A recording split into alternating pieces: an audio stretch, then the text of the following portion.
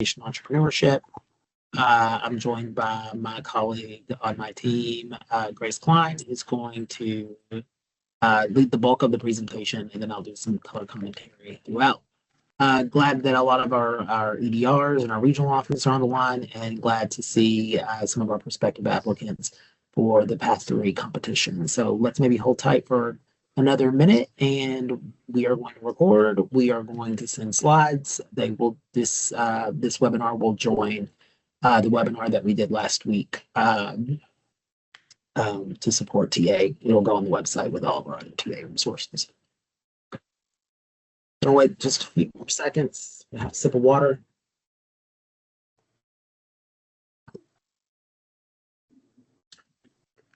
All right, let's roll. So today's objectives for this webinar is to talk about coalitions and governance. So we're going to talk about the qualities of a strong coalition. We're going to share how to design a strong governance plan for your coalition and why that's important. And we're also going to talk a little bit about some of the differences between commitments and match in the NoFO and how how commitments and match can help strengthen your application in the coalition. If you have questions throughout the webinar, we'll pause a couple places for questions for people to just come off mute, but we will also be monitoring the chat. We can answer some of those directly, or we might pick a couple out to ask on the recording. So again, this is a technical assistance for our FY25 Disaster Supplemental Grant Program and the Path 3 Industry Transformation Path Objective. So we are looking to scale and develop new sectors or existing sectors in your regions post-disaster to help transform your economies. We've talked about this. There are 3 funding pathways in that NoFO. This is focused on the industry transformation pathway, so Path 3. In this pathway, you know this by now, this is a portfolio of 3 to 5 construction or non-construction grants that are working together. We expect applications to come in around $20 to $50 million total. We provided many technical assistance resources. I'm going to put a plug out for those. We put our webinar from last week that was on industry transformation, the overarching narrative, on our website. That joins a lot of additional resources that we pre-recorded many months ago about the disaster competition. So these are available to you to go back and look at. The decks are there as well. You can find them all at this link on our website. We've got one more webinar next Thursday, which is all going to be about submitting those applications through Edge. So don't miss that. I'm going to come back to the storyboard to frame our discussion. So I provided this resource to you last week. And I think sometimes when we're writing our overarching narratives, it's important to think about the through line of our content. So what is the sort of quick 2-minute elevator speech for your application, and really making sure that in your written materials that those key messages and those key points are really clear in your application. So this slide sort of shows how you might think about all of the different points in our overarching narrative and how they're connected. We start with disaster impacts. We want to have an understanding of where your economy was pre-disaster and what was the impact of the disaster on your economy. Then we ask you to identify your industry and tell us, like, why does that industry make sense for your region? Today's topic is about the coalition. So telling us who your stakeholders are, what do they bring to the table, and how will you govern yourself? Remember that this is a large portfolio of grants. They can be managed by different entities, but we want to make sure that if we make an award to you, that each of these projects are working in tandem in order to lead to some of the economic outcomes that you propose. Portfolio of projects. So you're going to tell us, what are you proposing? This is sort of the solvency of your plan. Define the projects. You give us your request, the timelines and activities that you will undertake, And again, answering that question that we discussed last week, how do all of these projects work together to lead to transformation? Today, we're going to talk about investment and policy commitments. So this is like what is on the table that with EDA's funding will be catalytic to our investment. Also, these commitments are very important for us to know, like what is the community buy-in and support for your project in the field. And then lastly, why should the government make this investment? Again, this is a competitive competition, and it's important for you to have a very strong case about why this is a strong application and should receive this funding from the federal government. So, what is the impact? Why is it transformative, and is it feasible? For more details on the individual components of each of these buckets, you should be looking at the NoFO. All right, Grace, let's dig into governance. Thanks, y'all, for joining. Okay, great. Thank you, Justin. Let me go back to our agenda slide just to remind everyone where we're going to go from here. So Justin just went over the context. Next, we're going to talk about what do we mean when we talk about governance. We're going to talk about forming your coalition and the stakeholders you should keep in mind when doing so. Then we're going to talk about some of the mechanisms you should think about in keeping your coalition managed. From there, we'll get into what I suspect may be the question of the hour, which is what is a commitment and what's the difference between matching commitment. And then we'll get into some of the details of formatting and submitting these things. All right, so back to what is governance. The key thing is that governance is the frameworks, agreements, and mechanisms you use to organize individual entities and align them towards common goals. So this is a really path 3 specific element. Obviously, you're proposing a portfolio of projects.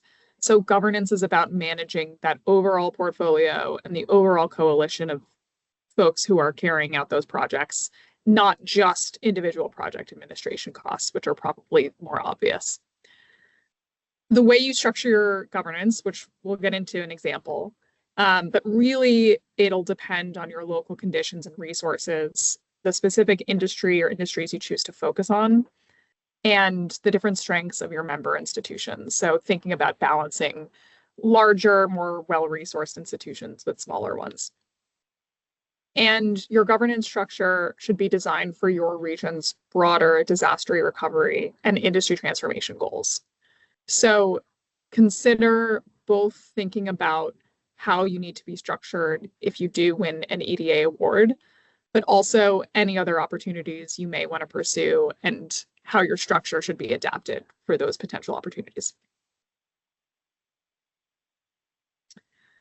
Okay, but thinking about the near-term goal, submitting an application, we want to remind you that governance activities should be embedded throughout your application. So you're not, submitting a component project just about governance, but really it's going to show up across your different component projects in your overarching narrative. So for instance, in the budgets, you might see a budget line to support your coalition stakeholder convenings, travel expenses, convening room expenses. You might see performance data collection, so resources you would need to collect data across your different projects to help you tell one cohesive story of success. You might see web services, maybe you're going to have an internal web platform to help keep your different projects organized. Or there might be, an external web platform if you want to tell the story of your coalition to external partners. Governance might show up in staffing plans. So we might see salary for your lead entity leader.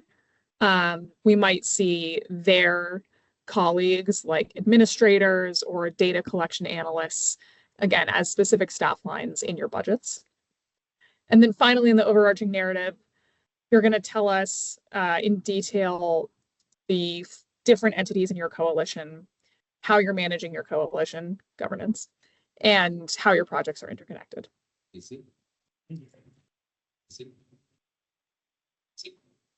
Okay, forming your coalition. And if someone is off mute, it'd be great to go on mute. All right, so here is one example of how you might form your coalition. Can someone from EDA help me figure out who's on mute and help mute them? Thanks.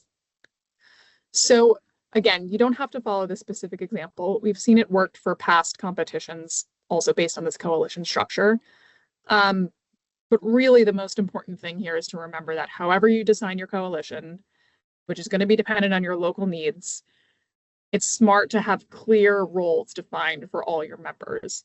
You have bigger goals at hand. You want to be able to focus on those. You don't want to be arguing later about how people need to get agreement with one another to make a key decision. You want to figure that out at the get-go.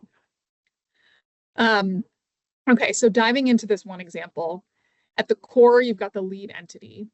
They're the front door for your coalition. Obviously, they provide overall leadership, provide strategic direction, and they're ultimately accountable for the overall performance of the portfolio of grants. And they're going to be the person that EDA is talking to, representing the entire coalition for EDA.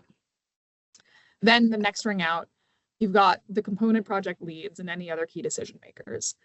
They lead major work streams. They hold fiduciary responsibility for grants. And remember, project leads actually sign an award agreement with EDA. And of course, they closely manage subrecipients and contractors who are going to help them carry out the specific scope of work for their project. Okay, third ring out, subrecipients and key commitment makers. So these have a more bounded scope of work. They don't need to necessarily think about what's going on with the overall project or coalition. They have been brought on board for a very specific task. And that's all they need to do typically. But that specific task or scope of work obviously is important for the greater good. And then lastly, advisors and validators.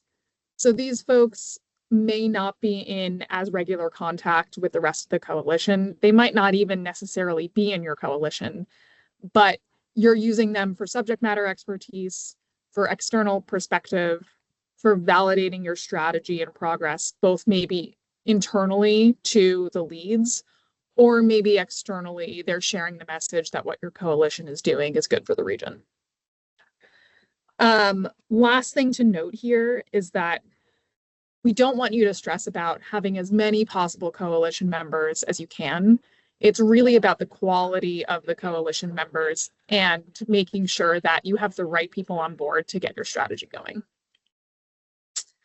Let me pause here for a second. I know there's a lot on this slide.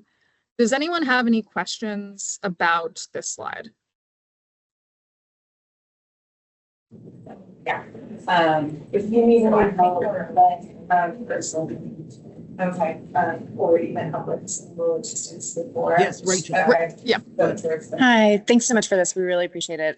One question, I guess two questions. One is around private sector partners in the coalition. We know that that's a requirement. Could you speak a little bit about their expected roles in the coalition?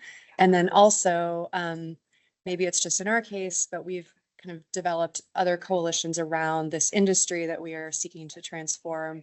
And we would like to have kind of a relationship. We'd like to show that clear relationship between kind of existing these other coalitions and our coalition that's forming around this specific opportunity. If you could speak to that, I'd appreciate it.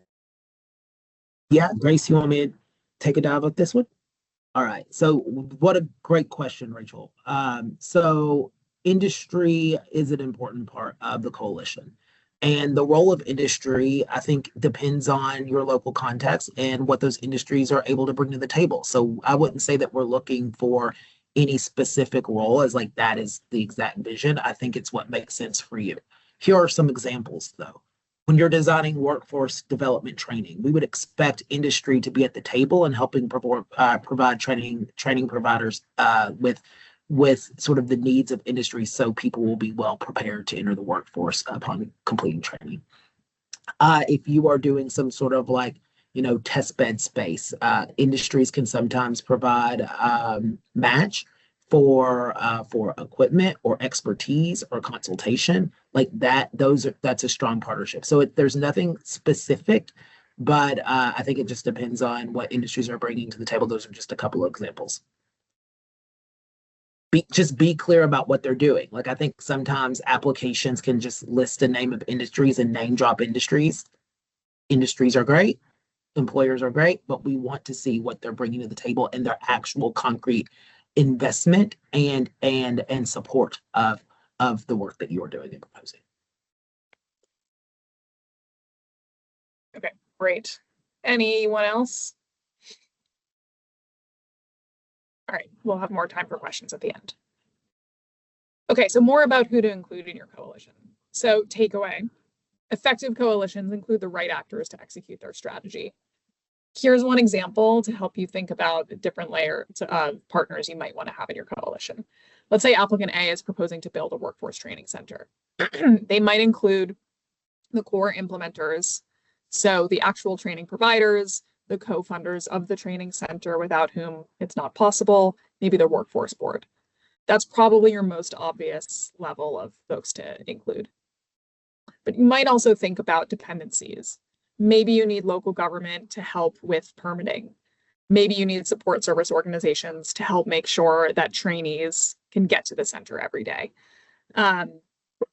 Then you might want to include the end users to help with your strategy. So the employers that might be hiring the graduates of the training centers, the industry organizations who are maybe talking to multiple employers and gathering their needs and putting them into, informing your curricula at the training center. Maybe you have worker representatives. Maybe you have institutions like community colleges that are taking the credential that graduates from the training center are coming out with and including that into their formal training pathway as an credit articulation schema. So again, just thinking about the different layers of people who make your strategy actually succeed. And then tip, non-eligible entities under this NoFO, like private businesses, can and probably should be coalition members. They just can't receive funding. Okay, governance mechanisms. We'll go over a few here. Let's talk about strategic decision-making in your coalitions. By the way, you don't need to figure all of this out before your application, but your application should at least at a high level speak to these things so that we know you're considering them. And then if you do get an award, or maybe even regardless, then down the line, you can write this out in detail when you're organizing your coalition to succeed. Okay, so decision-making, takeaway. Effective coalitions establish clear decision-making, conflict resolution, and power-sharing structures. You want to consider your approach to these things. You want to have your set out ways that you're going to resolve disagreements before things come to a head. Accountability, takeaway. Effective coalitions use shared performance data to drive accountability, learning, and collective improvement. So we encourage you to consider your approach to collecting data across your projects, sharing that data across your members for mutual learning and support, and then translating that data into success stories, probably for external partners. Business development and engagement. Takeaway, effective coalitions align coordination, warm handoffs, and external representation, so you're operating as one cohesive ecosystem. So again, we encourage you to think about how you're representing and promoting yourself externally, who's your front door, probably your lead entity, and how you're ensuring warm handoffs from external partners to the right individual internal partners in your coalitions. And then again, how you're telling the story of yourself as one cohesive unit. Finally, leadership and resiliency. Effective coalitions identify, empower, and sustain leadership capacity over time. Consider your approach to identifying and empowering excellent talent at all levels. And this is really key, maintaining leadership resilience over the up to 5 year period of performance so that your success isn't dependent on any one person or group. Okay, before we move on to investment and policy commitments, I want to pause for another second in case anyone has questions about what we just went over.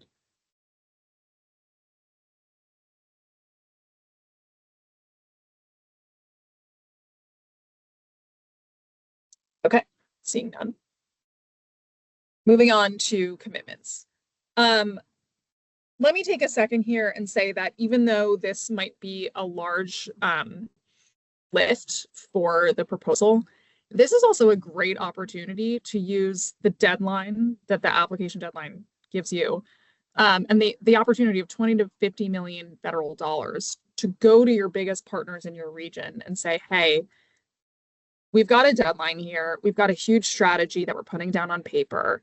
Like, this is your opportunity to show, to be a part of it, to show that it matters, to show that it's important for your community, to make the partner's dollar go further and the government's dollar go further.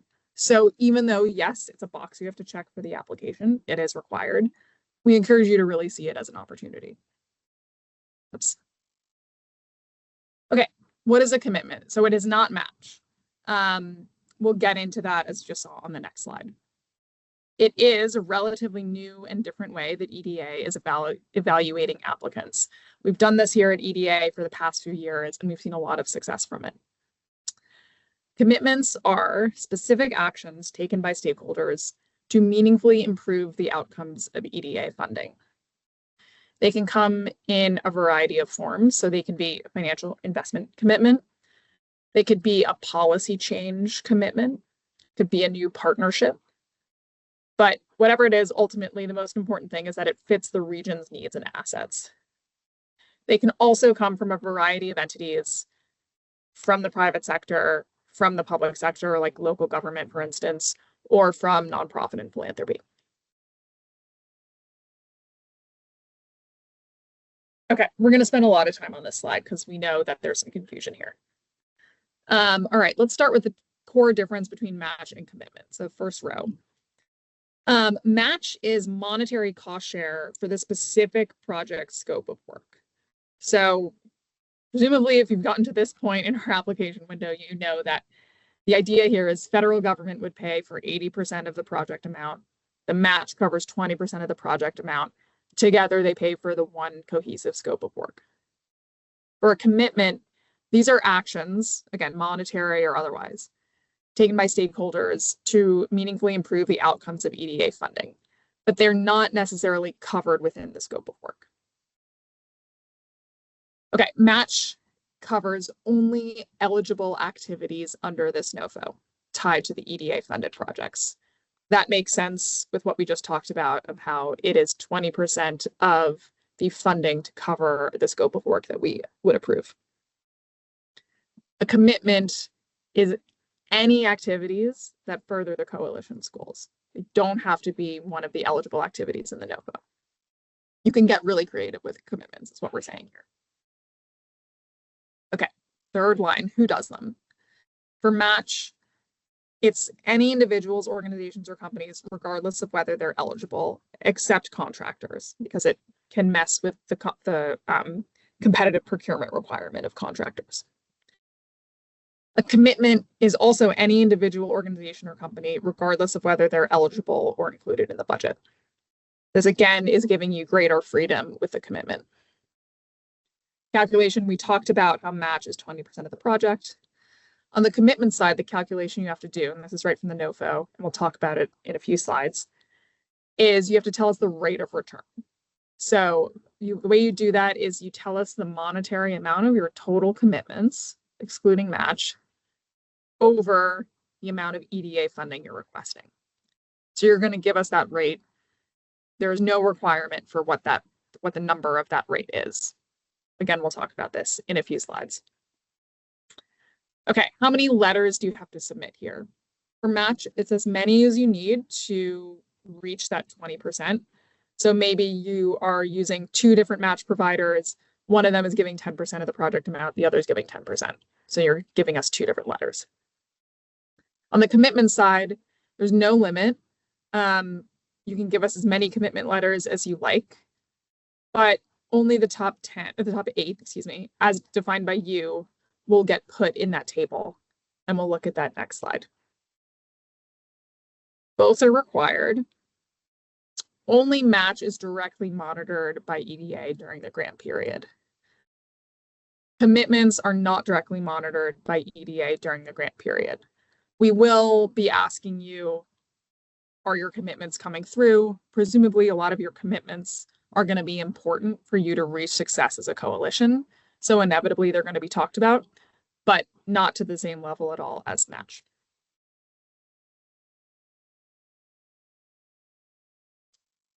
All right, a little more about why commitments matter. Ultimately, they show us that your work is credible. They help federal dollars go further, and they push institutions to think beyond their own walls. So I really want to look at this second bullet here because we haven't talked about this yet, is that presumably your coalition doesn't have to be a new coalition, but a lot of you are probably creating new coalitions now. And the hardest thing is to get major partners to be part of your coalition, but also to get those major partners to think beyond just what is important for them. And that's where things like policy changes can be really powerful commitments. I will, in the name of time, leave the rest of this slide, let you look at the deck later, and let's move on to what makes a really strong commitment. Here, we want to make sure you're thinking about optimizing for quality over commitment quantity. Sometimes when people are applying for federal funding, they're throwing in a ton of different letters just to show, hey, like we got a signature from this powerful person, this powerful person. We don't care about that as much. We really care about what's in the commitment. And the name of the game here is specificity. So a strong commitment is, one, new. It relates to activities that are new and would not have happened otherwise. So if you're showing us a commitment that's saying that X institution will build a new building, and it turns out that that new building is actually about done and the work started 3 years ago, that's not new and it's not as powerful. Next, they should be timely, with a clear and realistic start date, interim milestones, and end date. This is something that builds credibility of the commitment. They should be targeted, specific and clear, with well-defined inputs and objectives. This again helps strengthen the credibility of the commitment.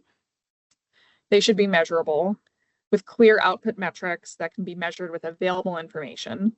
And you want to be collecting those progress metrics on a regular basis. And then finally, they should be meaningful, resulting in ambitious but achievable outputs that regional stakeholders genuinely believe will improve the coalition's goals.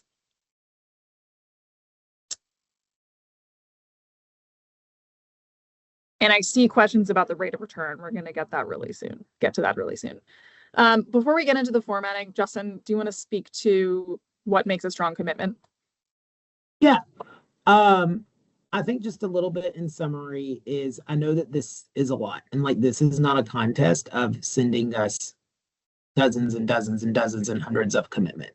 It is, again, and I think I've said this a lot, it's quality over quantity. We are looking, a couple things that reviewers will be looking for is, hey, does sort of the ecosystem have a need for this? Is there support for it? Are these the right investments? We do not want projects to be made in isolation from the communities and ecosystems that they are in. So the commitments are very, very helpful. It's like, oh, it's a validation. It's like these people know that's going on. And they're also willing to add something to EDA's investments that might help our investment go farther and lead to transformation. So I think, like, yes, this is a very important piece. I think, again, I'm seeing some of the questions about how many and how much and what's that's not the right question to be asking. It is a quality assessment. There are many different parts that go into an application. There's no piece of data that we will develop in this process that says, oh, let's look at every applicant by number of commitments, like the number of commitments that they had. Like, that is not an exercise. Context matters. There are many different pieces that go into this. This is a holistic evaluation of your application. All right, Grace. Okay. All right. On to the details of formatting. So there's 3 elements of the commitments that go into your application. The first is this table, the gray table in the middle of the slide here. you submit this within your overarching narrative. So within the 10 pages of your overarching narrative, you're going to have a break in the text and you're going to paste in that filled out table. And you can see more formatting guidance on NoFO page 49 and 51. Okay, so that's the summary of your most meaningful commitments. Then you've got the actual individual commitment letters with the full context of what's timely about this, what's meaningful, how are you going to measure it. You can either use the template that we provided in the NoFO, it's at the end of the NoFO, and submit your letters as a PDF within Edge. There's an Edge folder called Letters of Commitment. That's where you submit that. Or you can use the ED900B form. And that has places where you can write in similar narrative, even though it is a government form where there's other places within it with boxes to check. And you also submit that within Edge. There's another Edge folder called ED900B. So you submit that there. This is an either or thing. Look for more guidance for the letters on page 52 of the NoFO, or if you're using the 900B form, the directions for the form are right within the form. And there's the link. We'll share these slides after to grants.gov where you can get that form. Okay, last piece is this rate of return calculation. And this is a sentence with numbers in it that you'll put within the text of your overarching narrative. So again, you're going to have a break in your text where you give us the sentence with numbers about the rate of return. Look for more formatting guidance on page 50. We'll again share this deck after on the disaster website. So I'm going to skip this slide, which basically just shows you the table. Of course, it's also in the NoFO. This is a photo of the letter template. We called out where they're saying that the commitment is meaningful, new, timely, etc. I'll let you look at this later when we share the deck. And we think we should probably spend a little more time on this rate of return slide, corroborated by the questions in chat. So Justin, let me turn this one to you. Right. The NoFO asks for you in your application to calculate a rate of return. You can see the formula here. So it's the sum of your commitments divided by EDA funding. We give an example there. I think a few questions is one, this is like, do your best to calculate your commitments, like to sum them up. Sometimes, many times, the commitments can't be easily monetized. That's why we ask for the table of like, what are you considering your most impactful commitments? Like we don't expect every single commitment to be able to be perfectly monetized. Like that is not the extras. This is just a point of reference in helping us say and organize. You send us a lot of letters and you send us a lot, you have a lot of information in your table. We are just wanting an initial reference point here. Again, there is not I do not have a number for you about what is the optimal return on investment. I can assure you that we are not doing some sort of like power ranking of like, oh, we're not going to even review applications or something if it doesn't have a rate of return over X. Like that's not how this works. This is one data point of many, and also it's very context specific. There are a lot of regions that are eligible for this particular grant competition. Those contexts matter. That's why we ask for information about sort of your needs and the data and the impact of your community. We have information from different statistical sources about your communities that we use in sort of gauging like what is out there and what is possible. Like it is very context specific. It is one data piece of many pieces that comes together in the review process. So you can see once again that this is our evaluation criteria that's in the NoFO.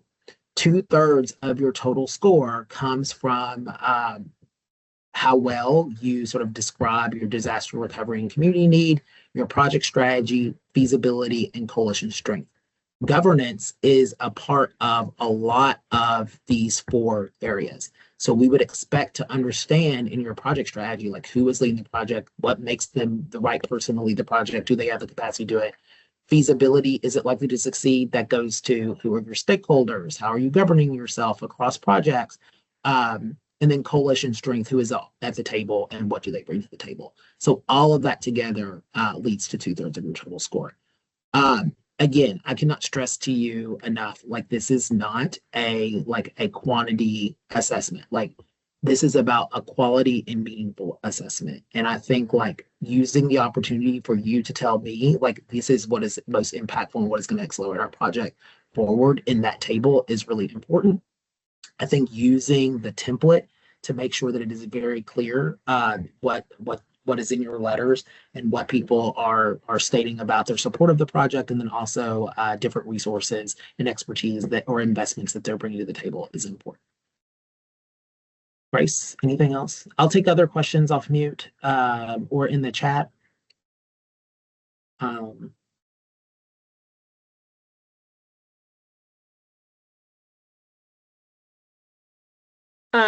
Okay, yeah, Justin, I'll let you monitor the chat in case anything else comes in while we go into housekeeping, unless you want to circle back to this. Great.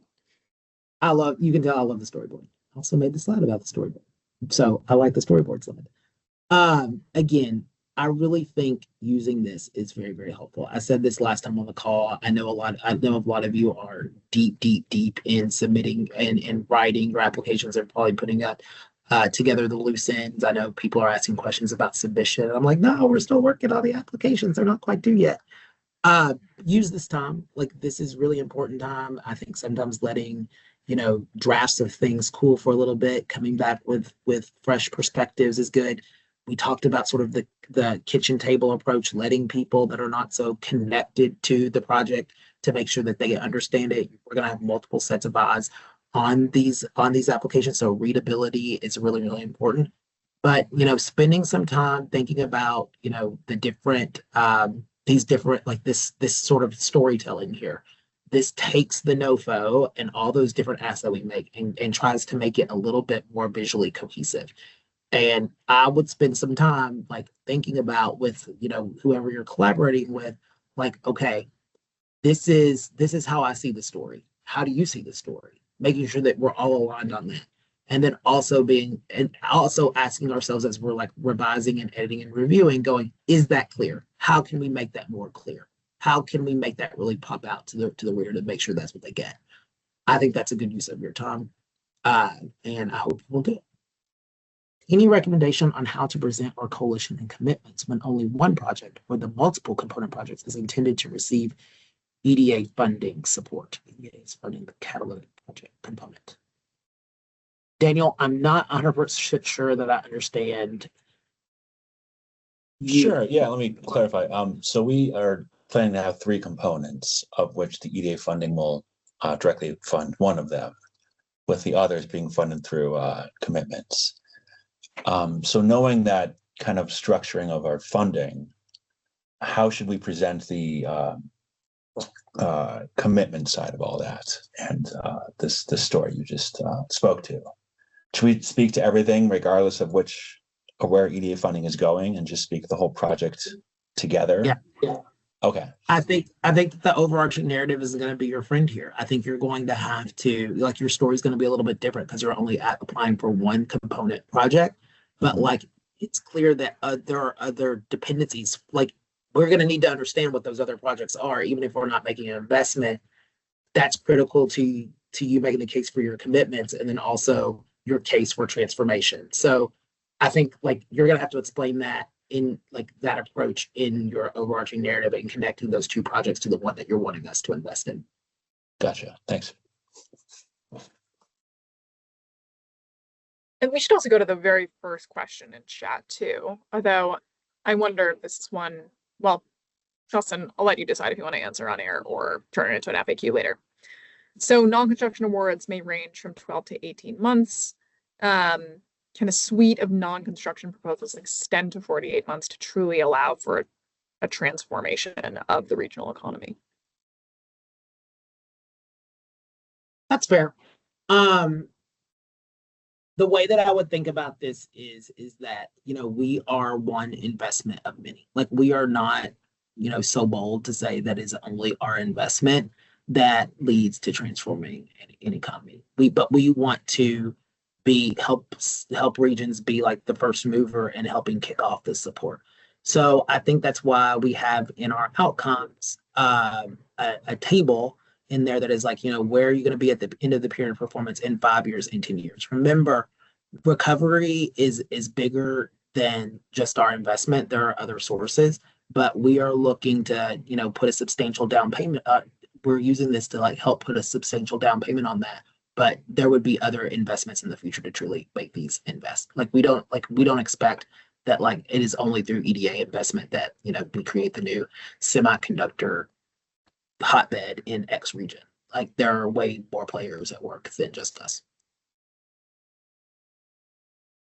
But we are looking to advance the ball down the end zone pretty significantly. Other questions, Grace?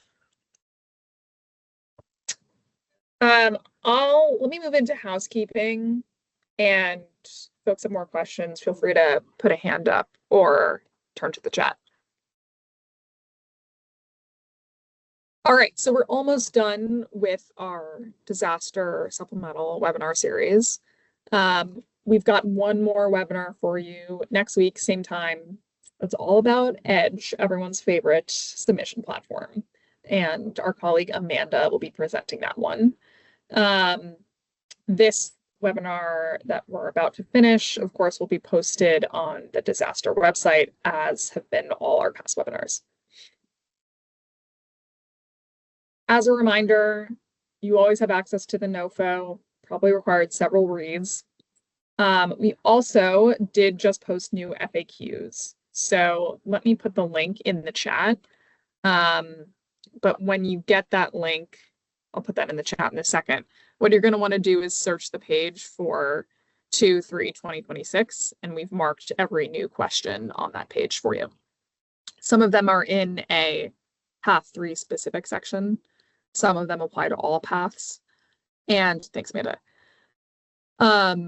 Some of the questions apply to governance. Some of them apply to really specific questions of, is X or Y eligible for award funding? And some of them apply to subs versus contractors. So hopefully we can clear some things up for you there.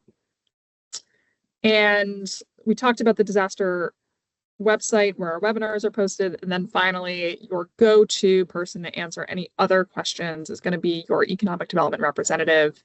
And you can find them at the eda.gov/contact URL.